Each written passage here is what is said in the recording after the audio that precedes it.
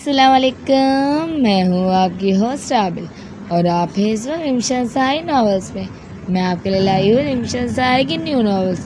تب تک جس لوگوں نے چینل کو سبسکرائب نہیں کیا ہے وہ چینل کو سبسکرائب کیجیے اور لائک شیئر کمنٹ لازمی کیجیے گا، and don't forget to press the bell icon تاکہ آپ کو ہماری آنے والی ویڈیو کی ساری نوٹیفیکیشن بآسانی مل سکے، اور ویڈیو کے آخر میں اپنا ریویو لازمی دیجیے گا کیونکہ آپ کے ریویو دیکھ کے ہی ہم ریگولر ایپیسوڈ لے کر آئیں گے۔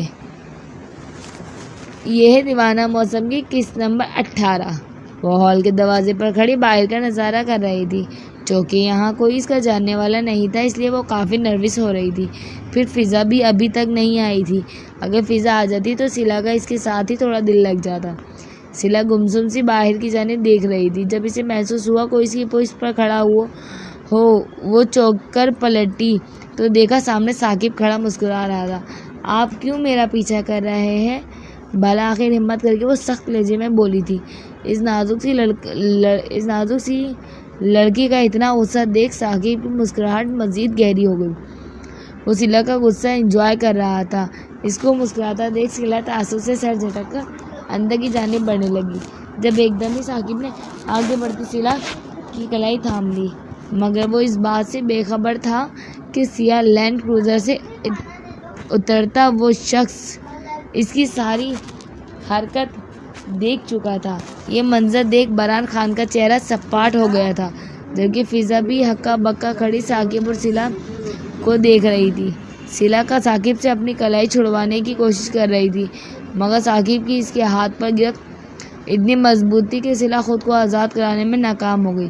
اس سے پہلے سلا کچھ کرتی اس کی نظر سامنے سے آتے برہان خان پر پڑی، جو آنکھوں میں لہو لیے ان کی طرف بڑھ رہا تھا۔ ثاقب کے پاس آ کے برہان نے پوری طاقت سے مکہ اس کے گال پر جھڑ دیا تھا، جس کے باعث وہ لڑکھڑاتا ہوا اندر کی جانب گرا۔ ثاقب کے یوں گرنے پر پوری محفل اس کی جانب متوجہ ہوئی تھی، اور پھر لوگوں نے دیکھا سیاہ پینٹ کوٹ میں ملبوس ایک لمبے چوڑے وجیہہ مرد نے اس کے قریب آ کے گریبان پکڑ کے اسے اٹھایا۔ برہان کو دیکھ روشنی جھٹکا کھا کے صوفے سے اٹھ گئی تھی۔ نہال بھی حیران ہوتا اسٹیج سے اتر گیا تھا۔ برہان کے پیچھے سلا ساکت کھڑی تھی۔ چھوڑو میرے بیٹے کو، کون ہو تم؟ ثاقب کو برہان کی گرفت میں مچلتا دیکھ اس کی ماں نے برہان کے پاس آ کے تڑک کے کہا تھا، بہت شوق ہے نا اسے دوسروں کی بیوی کا ہاتھ پکڑنے کا، آج میں اس کے ساتھ اس کی شوق کو بھی ختم کر دیتا ہوں۔ برہان نے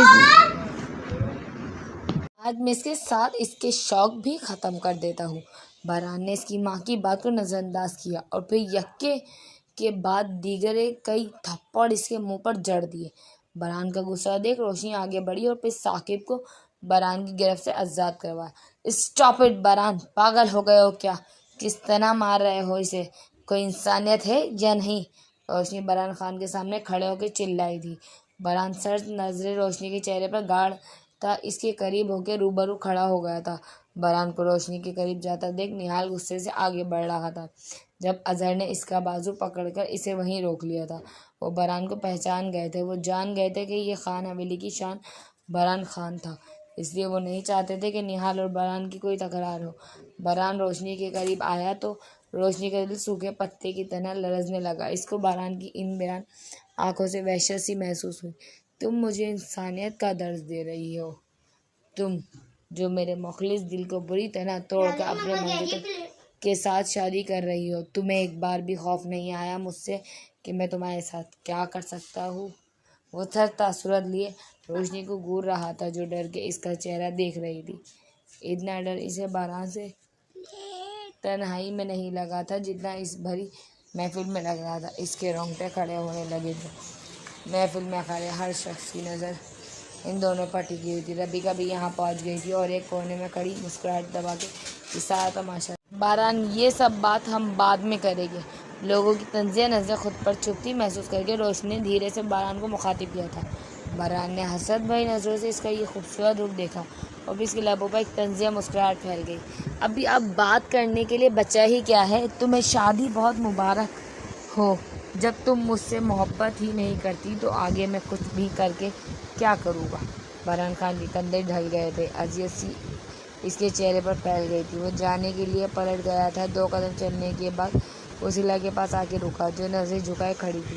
میں اپنی بیوی کو واپس لے کر جا رہا ہوں۔ باران نے گردن موڑ کر روشنی کو مخاطب کیا اور پھر سلا کا ہاتھ تھام کر آگے بڑھ گیا، لیکن اگلے پل اسے محسوس ہوا سلا اپنی جگہ سے ہلی نہیں تھی۔ باران نے حیرت سے آنکھیں پھیلائے مڑ کر سلا کو دیکھا جو اپنی جگہ پر ساکت کھڑی تھی۔ اگلے پل سلا نے اس کے ہاتھ سے اپنا ہاتھ چھڑا لیا تھا۔ میں آپ کے لیے ہمیشہ ایک آپشن رہی ہوں، لیکن آپ شاید بھول گئے میں ایک جیتی جاگتی لڑکی ہوں۔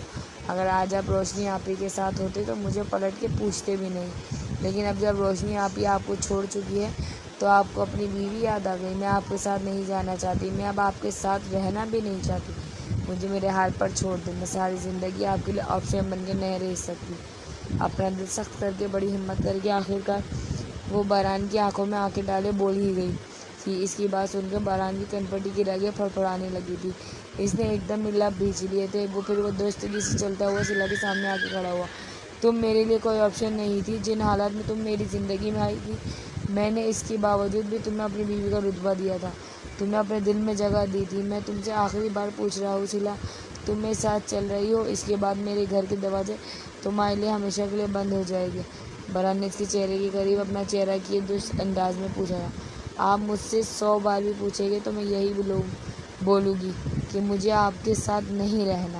سلا نے اس طرح سے اس کی بات کا جواب دیا تھا۔ باران خان نے ایک گہرا سانس فضا میں خارج کیا۔ تم نے ثابت کر دیا تم بھی روشنی کی بہن ہو، باران طنزیہ انداز میں کہتا لمبے لمبے ڈگ بھرتا وہاں سے واک آؤٹ کر گیا تھا۔ سلا کھوئی ہوئی نظروں سے باران کی پشت دیکھ رہی تھی۔ ایک بار اس کا دل کیا باران کو روک لے، مگر پھر اس نے روشنی کی جانب دیکھا جو آنکھوں ہی آنکھوں میں اسے تسلی دے رہی تھی۔ اظہر صاحب، ہمیں نہیں پتہ تھا آپ کے ہونے والی بہو کے اتنے بڑے لوگوں سے تعلقات تھے۔ آخر یہ سب چل کیا رہا ہے؟ ہمیں کچھ نہیں سمجھ آیا۔ خیر ہمیں چلنا چاہیے۔ سارے مہمان اظہر صاحب کو منہ پر بول کے چلے گئے تھے۔ پل میں ہال خالی ہو گیا تھا۔ شرمندگی سے روشنی کا سر جھک گیا تھا۔ آج اس کی وجہ سے اظہر انکل کی عزت پر بھی آنچ آ گئی تھی۔ نہال بھی سر جھکائے کھڑا تھا۔ اس کی ہمت نہیں ہو رہی تھی اپنی ماں باپ سے نظریں ملانے کی۔ انکل! روشنی نے ساکت کھڑے اظہر انکل کو پکارا تھا۔ روشنی، تم اور سلا واپس اپارٹمنٹ جاؤ، ہم کل اس سلسلے میں بات کرتے ہیں۔ نہال نے سخت لہجے میں روشنی کو جواب دیا تو روشنی اس بات میں سر ہلا کے سلا کے پاس آئی اور پھر فضا کے ہمراہ وہاں سے نکل گئی۔ تھوڑی دور آ کے اس نے گاڑی روکی اور پھر گاڑی سے نکل آیا۔ سڑک سنسان تھی۔ اس نے اپنا کوٹ اتار کر گاڑی میں رکھا اور پھر شرٹ کے اوپر کے بٹن کھول دیے۔ اس کے دل میں گھٹن سی پیدا ہو گئی تھی۔ اسے ایسا محسوس ہوا تھا جیسے پل میں ہی اس سے سب چھین لیا گیا ہو۔ زندگی اس کو یہ وقت بھی دکھائے گی، اس نے سوچا نہیں تھا۔ کل تک جن لوگوں کو وہ اپنی جاگیر سمجھتا تھا آج وہ ان کے لیے محض ان کا دشمن تھا۔ ڈیش بورڈ سے سگریٹ اٹھا کے وہ گاڑی سے ٹیک لگا کے کھڑا ہو گیا تھا۔ بھلے وہ دماغ سے چلنے والا بندہ تھا لیکن اس کا دل صاف تھا۔ وہ جب کسی کو ایک بار اپنا مال دیتا تھا تو پوری شدت سے اس سے رشتہ نبھاتا۔ ایک دم ہی اسے دنیا بہت ویران سی لگی تھی۔ کچھ دیر تک سگریٹ پینے کے بعد وہ گاڑی میں واپس آ بیٹھا تھا۔ اس کا ارادہ اب حیدرآباد جانے کا تھا، اس لیے وہ گاڑی اگلی سڑک پر موڑ گیا۔ سوری روشنی، اگر مجھے پتہ ہوتا باران وہاں جا کے یہ سب کرنے والا ہے تو میں اس کے ہاتھوں سے مر جاتی، لیکن اس کو کبھی تمہاری شادی کا نہیں بتاتی۔ روشنی بت کی طرح بیڈ پر بیٹھی تھی۔ حالات کتنے سنگین ہو گئے تھے وہ جانتی تھی۔ سامنے دیوار سے ٹیک لگائے کھڑی فضا اس سے معذرت کر رہی تھی۔ تمہاری کوئی غلطی نہیں ہے فضا، تم سوری مت بولو، جو میں نے کیا تھا وہی میرے آگے آیا ہے، روشنی نے نم لہجے میں جواب دیا تھا۔ تھوڑی دیر پہلے ہی وہ اپارٹمنٹ آئی اور اب چینج کر کے بیٹھی تھی۔ روشنی جانتی تھی نہال کے ماں باپ اس سے بدگمان ہو گئے ہیں، وہ ان کو کیا جواب دے گی۔ اسے کچھ سمجھ نہیں آ رہا تھا۔ تبھی کمرے کا دروازہ کھول کر سلا اندر آئی۔ اس کے ہاتھ میں ٹرے تھی جس میں کباب فرائی کیے ہوئے رکھے تھے اور ساتھ گرم پراٹھے بھی تھے۔ فضا حیرانگی سے اسے دیکھنے لگی۔ اتنی الجھن زدہ ماحول میں بھی وہ کیسے نارمل تھی؟ سلا نے ٹرے لے جا کے روشنی کے سامنے رکھ دی تھی۔ فضا آپی، آپ بھی آ جائیں، حال میں تماشے کی وجہ سے کسی نے کھانا بھی نہیں کھایا، اس لیے اب اپنی آپی کو میں اپنے ہاتھ سے کھانا کھلاؤں گی۔ سلا نے ایک نوالہ بنا کے روشنی کی طرف بڑھایا تھا۔ روشنی نے نفی میں سر ہلا کے کھانا کھانے سے منع کیا تھا۔ ضبط کی وجہ سے اس کی آنکھیں اور ناک سرخ ہو رہی تھی۔ آپی، آپ کہتی ہیں نا انسان کو مشکلات سے نہیں گھبرانا چاہیے، اللہ پاک سب ٹھیک کر دے گا، بس آپ اس پر بھروسہ رکھیں۔ سلا نے روشنی کے کندھے پر ہاتھ رکھ کے اسے دلاسا دیا تو روشنی کا دل ایک دم ہی بھر آیا۔ وہ آگے بڑھ کر سلا کے گلے لگی اور پھوٹ پھوٹ کر رو دی۔ آج کتنے عرصے بعد روئی تھی وہ، ورنہ اندر ہی اندر اپنے آنسوؤں کا گلا گھونٹ دیتی تھی۔ آج جیسے اس کو کسی اپنے کا کندھا میسر ہوا تھا رونے کے لیے۔ آج اسے شدت سے احساس ہوا تھا کہ بہن کا رشتہ کیا ہوتا ہے۔ اس کی بہن اس کے لیے کتنی بڑی نعمت تھی۔ آپ ہی ایک دن سب ٹھیک ہو جائے گا انشاءاللہ۔ سلا نے دونوں ہاتھوں سے روشنی کے آنسو صاف کیے تھے۔ روشنی، میں نے آج تک تجھے روتے ہوئے نہیں دیکھا۔ آج تجھے ایسے دیکھ کے بہت برا لگ رہا ہے۔ ہم سب تیرے ساتھ ہیں یار، تو پریشان نہیں ہو۔ فضا نے بھی اس کے پاس آ کے اسے تسلی دی تھی۔ چلے ہم تینوں آپ ساتھ بیٹھ کے کھانا کھائیں گے، پھر بہت ساری باتیں کریں گے، ٹھیک ہے؟ روشنی کا دھیان بٹانے کے لیے سلا نے لچکدار لہجے میں کہا تھا۔ سلا کی بات سن کر فضا بھی بیڈ پر آ بیٹھی۔ روشنی بھی ابھی گمسم بیٹھی تھی۔ اس کو یوں دیکھ سلا نے ایک بار پھرنے والا اس کے منہ کی طرف بڑھایا تھا۔ روشنی نے پیار سے اس کی طرف دیکھنے والا اس کے ہاتھ سے لیا اور پھر پیار سے بونے والا اس کے منہ میں ڈال دیا۔ تم دونوں بہنوں کے ایموشنل سین ختم ہو گئے ہو تو ہم کھانا کھائے؟ فضا نے مزاح کے انداز میں کہتے ماحول میں پہلی گھٹن ختم کرنے کی کوشش کی تھی۔ اس کی بات سن کر روشنی اور سلا دونوں نم آنکھوں سے مسکرا دی تھی۔